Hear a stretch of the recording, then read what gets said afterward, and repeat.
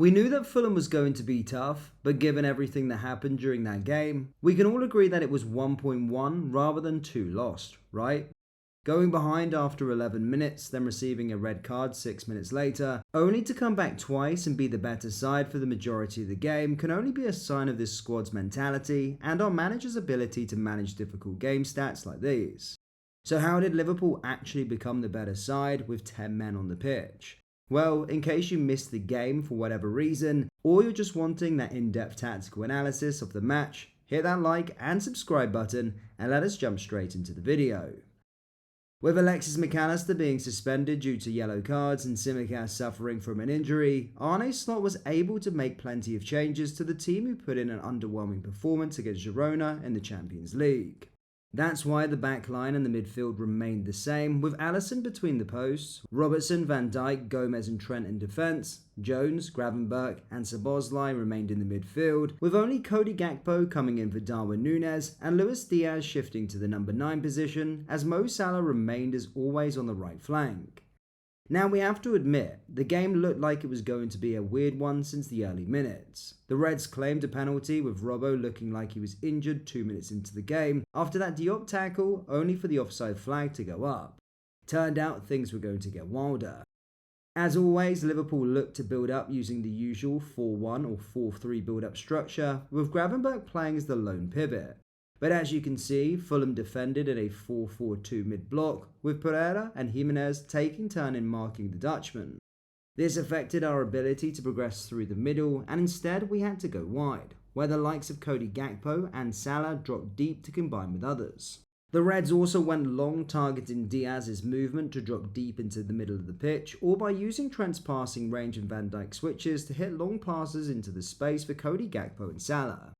On the other hand, and despite our pressing being better in the first 10 minutes compared to the Girona game, Fulham were capable to launch those long balls towards Raul Jimenez with the aim to combine with the former Liverpool player, Wilson, who proved to be a great outlet for the visitors.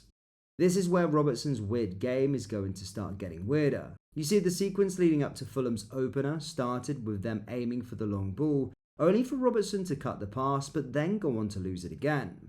Fulham then played another direct ball before switching the play to the other side, where Robertson overloaded the flank with Iwobi before putting in a great cross for Pereira to open the score, who he believes shouldn't have been on the pitch, by the way. So not only did Robbo easily give away the ball after winning it, he also lost his man inside the box and helped deflect the ball, who Alisson would have saved it if it went his way.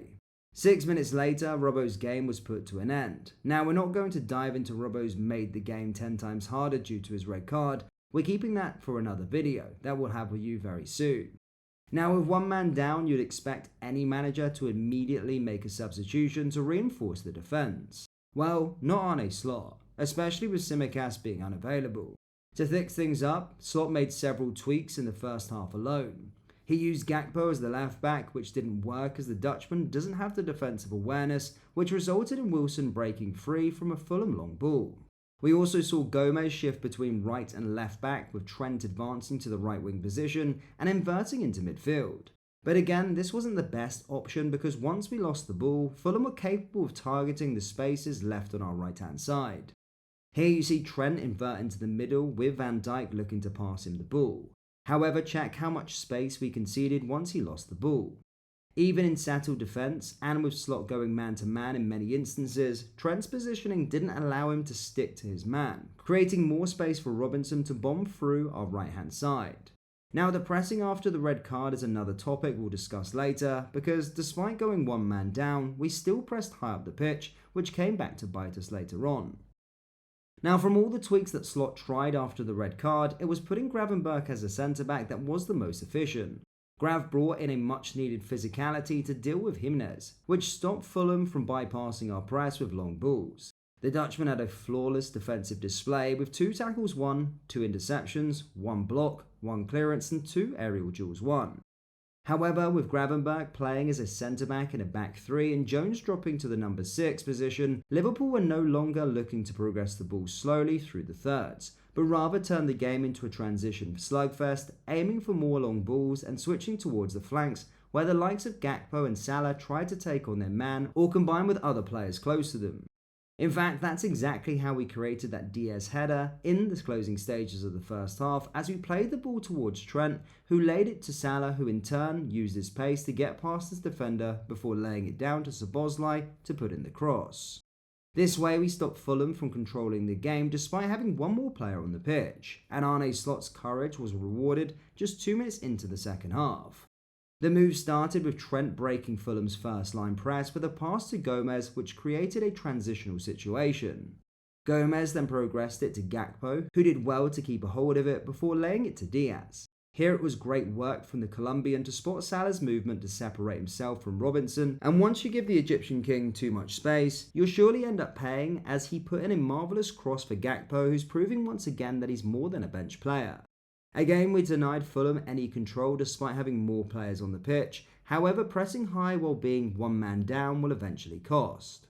You can see how high we tried to press Fulham in the closing stages of the match. However, we failed to lock them on one side as Leno managed to find his spare man with a long ball to fall back.